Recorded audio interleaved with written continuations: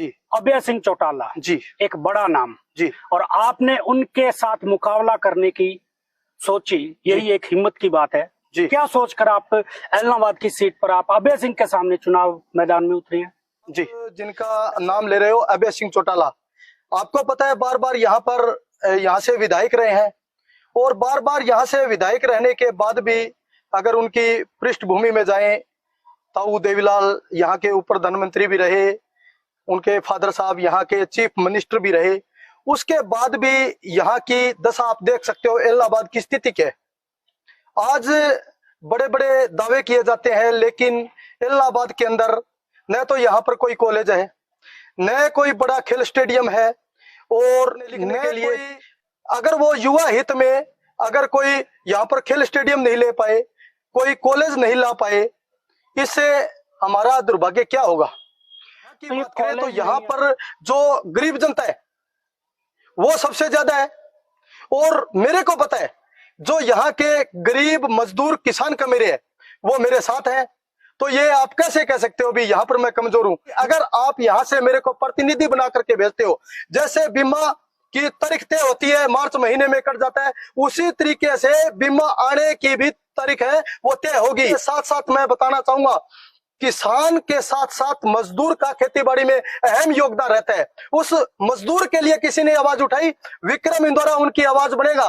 विक्रम इंदौरा ये सोच के चला है कि जो संगठनिक और जो पंजीकृत मजदूर है, अगर उनके घर पर किसी प्रकार की कोई दिक्कत हो जाती है, अगर उनके कोई हारी बीमारी या अनहोनी घटना उस मजदूर के साथ घट जाती है, उसकी डेथ हो जाती है, तो मैं चाहता हूं कम से कम 20 लाख रुपए उस परिवार के लालन पोषण के लिए उस परिवार को मिले। और मैं ये चाहता हूं कि अगर वो बीमार हो जाता है, अगर कोई पंजीकृत मजदूर है बीमार हो जाता है, तो मैं ये चाहता हूं कम से कम 5 लाख रुपए उन्हें आर्थिक सहायता के तौर पर उनको परिवार को मिले। ये ऐसी सोच लेके चला हूं। मैं ये सोच लेके चला हूं कि जो हमारे वन मित्र हैं हरियाणा प्रदेश के अंदर कम से कम 15,000 वन मित्र हैं। पूर्व में मुख्यमंत्री रहे मनोहर लाल खट्टर ने उनको आश्वस्त किया था कि हम आपको एचकेआर के अंदर भर्ती करेंगे, लेकिन बड़े दुर्भाग्य की बात है आज उन वन मित्र को दर दर की ठोकर खानी पड़ रही है। चाहे हम बात करें ये अनचम के कर्मचारी है, ये टंकी पर बैठना पड़े, इनको बहुत बड़े आंदोलन करने पड़े, कम से कम 15-20 साल इनको सर्विस करते हुए हो गए। बार बार ये कह रहे हैं हमें पक्का करो, क्या इनकी आवाज किसी ने उठाई? इनकी आवाज विक्रम इंदौरा बनेगा। कि मैं चाहता हूं कि अगर यहां से एलनाबाद की जनता मुझे प्रतिनिधि बना करके भेजती है, सफाई कर्मी को पक्का करने की मांग उठाऊंगा। इसके साथ साथ चौकीदारों को अनेक प्रकार की सुविधाएं मिले। इस देश के अंदर किसान के साथ साथ सफाई कर्मी, चौकीदार, व्यापारी, कर्मचारी ये खुशहाल हो तो देश जो है समृद्ध बनेगा। नमस्कार, मैं विनोद विक्टर। आज एक ऐसे उम्मीदवार हैं विधानसभा चुनावों के लिए जो ताल ठोक रहे हैं और अभी किसी भी कैंडिडेट की यहाँ टिकट फाइनल नहीं हो पाई है। अभय सिंह को छोड़कर किसी भी कैंडिडेट की सिर्फ एक अभय सिंह की टिकट है जो उनकी जेब में है और फाइनल है। और उसके बाद जिन कैंडिडेट से मैं मिलाने जा रहा हूं उन कैंडिडेट की टिकट फाइनल हो चुकी है और वो चुनाव मैदान में कूद चुके हैं। जी हाँ, उनकी टिकट फाइनल इसलिए कह रहा हूं कि वो आजाद उम्मीदवार चुनाव लड़ रहे हैं, उनकी टिकट उनके जेब में है। और मेरे साथ हैं विक्रम इंदौरा जी, इनसे कुछ सवालात करेंगे, इनसे बात करेंगे। आपका हमारे चैनल नॉन स्टॉप एलनाबाद पे स्वागत है विक्रम जी। जी, सबसे पहले तो नॉन स्टॉप एलनाबाद के तमाम दर्शकों को बहुत बहुत धन्यवाद करता हूं और आपका भी धन्यवाद करता हूं कि आपने जो समय दिया है आपके चैनल पर। हाँ जी सर। विक्रम जी, आपसे पहला सवाल मैं ये पूछना चाहूंगा जी। अभय सिंह चौटाला जी एक बड़ा नाम जी और आपने उनके साथ मुकाबला करने की सोची, यही एक हिम्मत की बात है जी। क्या सोचकर आप एलनाबाद की सीट पर आप अभय सिंह के सामने चुनाव मैदान में उतरे हैं? जी, ऐसा है जी विक्टर साहब, यहाँ पर लोकतंत्र के अंदर सबको वोट डालने का भी अधिकार है, सबको चुनाव लड़ने का भी अधिकार है। रही बात आप जिनका नाम ले रहे हो अभय सिंह चौटाला, आपको पता है बार बार यहाँ से विधायक रहे हैं और बार बार यहाँ से विधायक रहने के बाद भी अगर उनकी पृष्ठभूमि में जाएं, ताऊ देवीलाल यहाँ के उप प्रधानमंत्री भी रहे, उनके फादर साहब यहाँ के चीफ मिनिस्टर भी रहे, उसके बाद भी यहाँ की दशा आप देख सकते हो, इलाहाबाद की स्थिति क्या है। आज बड़े बड़े दावे किए जाते हैं, लेकिन इलाहाबाद के अंदर न तो यहाँ पर कोई कॉलेज है, न कोई बड़ा खेल स्टेडियम है, और न कोई यहाँ पर कोई ऐसी व्यवस्था है जिसके कारण यहाँ के लोग हैं उनको दूर दराज शहरों में जाना पड़ता है पढ़ने लिखने के लिए। अगर वो युवा हित में अगर कोई यहाँ पर खेल स्टेडियम नहीं ले पाए, कोई कॉलेज नहीं ला पाए, इससे हमारा दुर्भाग्य क्या होगा। तो ये कॉलेज नहीं आया, स्टेडियम नहीं आया, सुविधाएं नहीं मिली जी, तो लोग इसको इस तरह से भी सोच सकते हैं भी जब इतने बड़े बड़े लीडर ये चीजें यहाँ नहीं ला सके जी, तो क्या आप ला सकेंगे, और ला सकेंगे तो उन्हें किस तरीके से लेकर आएंगे। विक्टर साहब, मैं आपको बताना चाहूंगा, बाई इलेक्शन 2021 के अंदर यहां से मैं चुनाव लड़ा था। उस समय मैंने लोगों को एक ही बात कही थी और आज वही बात मैं फिर दोहराना चाहूंगा। एक तरफ ये धनाढ्य पूंजीपति लोग चुनाव लड़ रहे हैं और दूसरी तरफ इनके बीच एक मजदूर का बेटा चुनाव लड़ रहा है। 2021 बाई इलेक्शन के अंदर मैंने तमाम लोगों से वादे किए। उन वादों के अंदर मेरा पहला जो वादा था वो क्या था, इलाहाबाद हल्के के हर गांव में लाइब्रेरी हो।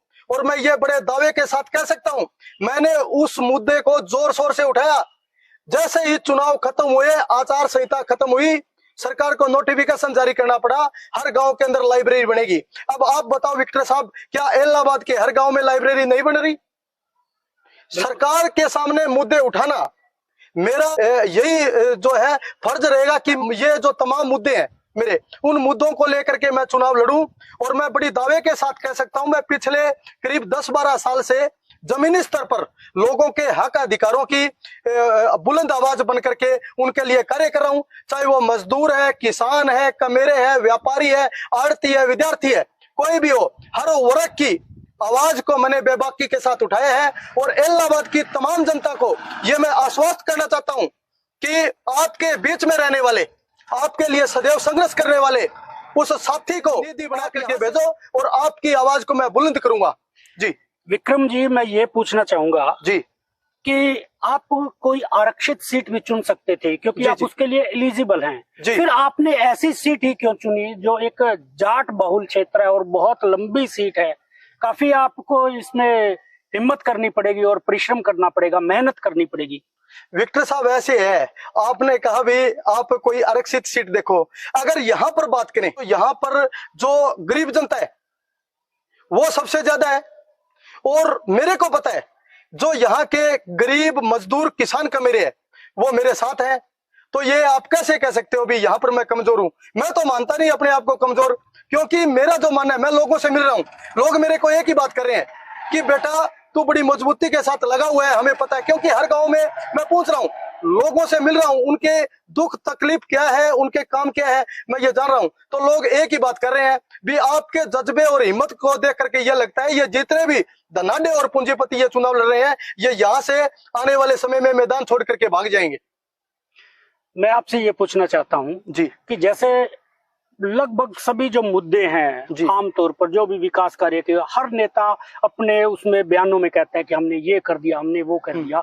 आप किस बात को लेके चुनाव मैदान में जा रहे हैं और लोगों से वोट की अपील कर रहे हैं कि भाई मुझे इस बात के लिए वोट दीजिए और मैं आपका ये काम करूंगा। तो ऐसी कौन सी बातें हैं जिनके लिए आप गाँवों में जा रहे हैं और वोट मांग रहे हैं। जी विक्टर साहब, आपने बहुत अच्छा सवाल किया। मेरे जो ये जो मांगे हैं और जिन मांगों को लेकर के मैं चुनाव लड़ रहा हूं वो आज तक किसी ने उठाई नहीं और न मैं उनके लिए सोच सकता कि वो उठाएंगे। वो ऐसी बातें हैं जिनको आम आदमी से जुड़ी हुई बातें हैं। अगर हम बात करें, क्योंकि ये आपने कहा भी जाट बाहुल्य क्षेत्र है, तो यहाँ के जो लोग हैं वो खेतीबाड़ी पर निर्भर है। किसान की बात करते हैं, किसान का फसल बीमा जो मुआवजा आता है, जिस तरीके से मार्च महीने के अंदर उनका जो बीमा है वो काट लिया जाता है। तो सबसे मेरी पहली जो डिमांड है वो ये है कि अगर आप यहाँ से मेरे को प्रतिनिधि बना करके भेजते हो, जैसे बीमा की तारीख तय होती है मार्च महीने में कट जाता है, उसी तरीके से बीमा आने की भी तारीख है वो तय होगी। किसानों को संघर्ष करना पड़ेगा, किसानों को दर दर की ठोकरें नहीं खानी पड़ेगी। इसके साथ साथ मैं बताना चाहूंगा, किसान के साथ साथ मजदूर का खेतीबाड़ी में अहम योगदान रहता है। उस मजदूर के लिए किसी ने आवाज उठाई, विक्रम इंदौरा उनकी आवाज बनेगा। विक्रम इंदौरा ये सोच के चला है कि जो सांगठनिक और जो पंजीकृत मजदूर है, अगर उनके घर पर किसी प्रकार की कोई दिक्कत हो जाती है, अगर उनके कोई हारी बीमारी या अनहोनी घटना उस मजदूर के साथ घट जाती है, उसकी डेथ हो जाती है, तो मैं चाहता हूं कम से कम 20 लाख रुपए उस परिवार के लालन पोषण के लिए उस परिवार को मिले। और मैं ये चाहता हूं कि अगर वो बीमार हो जाता है, अगर कोई पंजीकृत मजदूर है बीमार हो जाता है, तो मैं ये चाहता हूं कम से कम 5 लाख रुपए उन्हें आर्थिक सहायता के तौर पर उनको परिवार को मिले। ये ऐसी सोच लेके चला हूं, मैं ये सोच लेके चला हूं कि जो हमारे वन मित्र हैं हरियाणा प्रदेश के अंदर कम से कम 15,000 वन मित्र हैं। पूर्व में मुख्यमंत्री रहे मनोहर लाल खट्टर ने उनको आश्वस्त किया था कि हम आपको एचकेआर के अंदर भर्ती करेंगे, लेकिन बड़े दुर्भाग्य की बात है आज उन वन मित्र को दर दर की ठोकर खानी पड़ रही है। चाहे हम बात करें ये एनएचएम के कर्मचारी है, ये टंकी पर बैठना पड़े इनको बहुत बड़े आंदोलन करने पड़े, कम से कम 15-20 साल इनको सर्विस करते हुए हो गए, बार बार ये कह रहे हैं हमें पक्का करो। क्या इनकी आवाज किसी ने उठाई? इनकी आवाज विक्रम इंदौरा बनेगा? कि मैं चाहता हूं कि अगर यहां से इलाहाबाद की जनता मुझे प्रतिनिधि बना करके भेजती है, सफाई कर्मी को पक्का करने की मांग उठाऊंगा। इसके साथ साथ चौकीदारों को अनेक प्रकार की सुविधाएं मिले। इस देश के अंदर किसान के साथ साथ सफाई कर्मी, चौकीदार, व्यापारी, कर्मचारी ये खुशहाल हो तो देश जो है समृद्ध बनेगा। ये जो मुख्य छोटे छोटे ये जो मुद्दे हैं, इन मुद्दों पर हम लोग काम कर रहे हैं। ये थे मेरे साथ विक्रम इंदौरा जी, जिन्हें आप सुन रहे थे। चुनाव के दौरान इनसे फिर मिलेंगे, तब तक के लिए नमस्कार। अगर आप मेरा फेसबुक पेज देख रहे हैं नॉन स्टॉप इलाहाबाद, कृपया उसे फॉलो, लाइक और शेयर करें। और यदि आप मुझे यूट्यूब नॉन स्टॉप इलाहाबाद पर देख रहे हैं तो मेरे चैनल को सब्सक्राइब और लाइक अवश्य करें। धन्यवाद।